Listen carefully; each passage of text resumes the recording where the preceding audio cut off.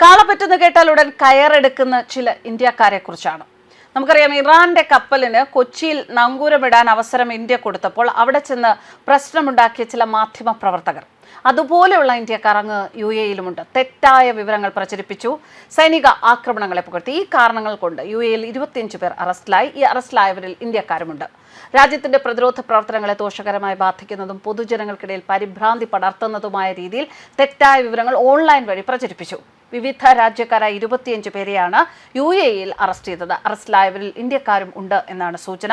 പ്രതികൾക്കെതിരെ അന്വേഷണം പൂർത്തിയായതായും ഡിജിറ്റൽ പ്ലാറ്റ്ഫോമുകൾ വഴി കൃത്രിമമായി നിർമ്മിച്ച ദൃശ്യങ്ങളും പ്രാദേശിക സംഘർഷങ്ങളുമായി ബന്ധപ്പെട്ട വ്യാജ പ്രചാരണങ്ങളും നടത്തിയതിലും ഇവർക്കെതിരെ വേഗത്തിലുള്ള വിചാരണ നടപടികൾ സ്വീകരിക്കുമെന്ന് അധികൃതർ അറിയിച്ചിരിക്കുകയാണ്.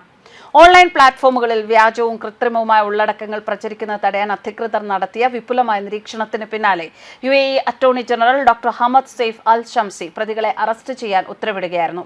പ്രതികൾ 3 ഗ്രൂപ്പുകളായി തിരിഞ്ഞാണ് ഇത്തരം പ്രവർത്തനങ്ങളിൽ ഏർപ്പെട്ടിരുന്നത് എന്ന അന്വേഷണത്തിൽ കണ്ടെത്തി.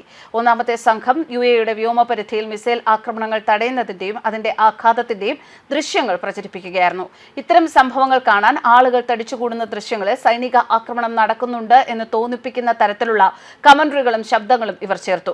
ഇത് അനാവശ്യമായ പരിഭ്രാന്തി സൃഷ്ടിക്കുമെന്നും രാജ്യത്തിന്റെ പ്രതിരോധ ശേഷിയെക്കുറിച്ചുള്ള വിവരങ്ങൾ വെളിപ്പെടാൻ കാരണമാകുമെന്നും അധികൃതർ മുന്നറിയിപ്പ് നൽകി. രണ്ടാമത്തെ സംഘം ആർട്ടിഫിഷ്യൽ ഇന്റലിജൻസ് ഉപയോഗിച്ചു. അങ്ങനെ നിർമ്മിച്ചതോ അല്ലെങ്കിൽ വിദേശ രാജ്യങ്ങളിൽ മുൻപ് നടന്ന ദൃശ്യങ്ങൾ UAE-യിൽ നടന്നതാണ് എന്ന വ്യാജേന പ്രചരിപ്പിക്കുകയായിരുന്നു. സ്ഫോടനങ്ങളുടെയും മിസൈലുകളുടെയും ഡിജിറ്റൽ ദൃശ്യങ്ങളിൽ ദേശീയ പതാകകളും പ്രത്യേക തീയതികളും ചേർത്ത് അവ വിശ്വസനീയമാണ് എന്ന് വരുത്തി തീർക്കാനാണ് ശ്രമിച്ചത്. മൂന്നാമത്തെ സംഘം ശത്രു രാജ്യത്തെയും അവരുടെ രാഷ്ട്രീയ സൈനിക നേതൃത്വത്തെയും പുകഴ്ത്തുന്ന തരത്തിലുള്ള ഉള്ളടക്കങ്ങൾ പ്രചരിപ്പിച്ചു.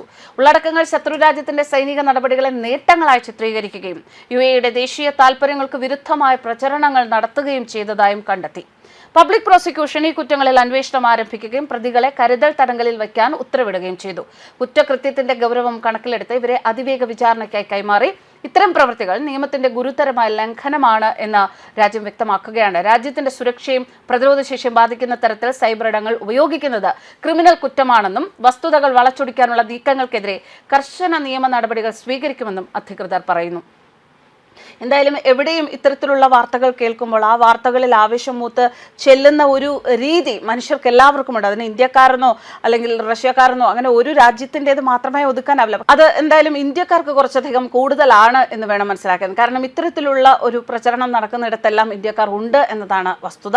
എന്തായാലും രാജ്യദ്രോഹത്തിന് അല്ലെങ്കിൽ രാജ്യത്തിന്റെ പ്രതിരോധ സുരക്ഷയ്ക്ക് വിഘാതം വരുന്ന തരത്തിലുള്ള എന്ത് പ്രവർത്തനങ്ങൾ ചെയ്താലും അത് തങ്ങൾക്ക് തന്നെ വിനയായി വരും എന്നുള്ളത് ആരും മനസ്സിലാക്കുന്നത് നന്നായിരിക്കും. ന്യൂസ് ഡെസ്ക് കർമ്മ ന്യൂസ്.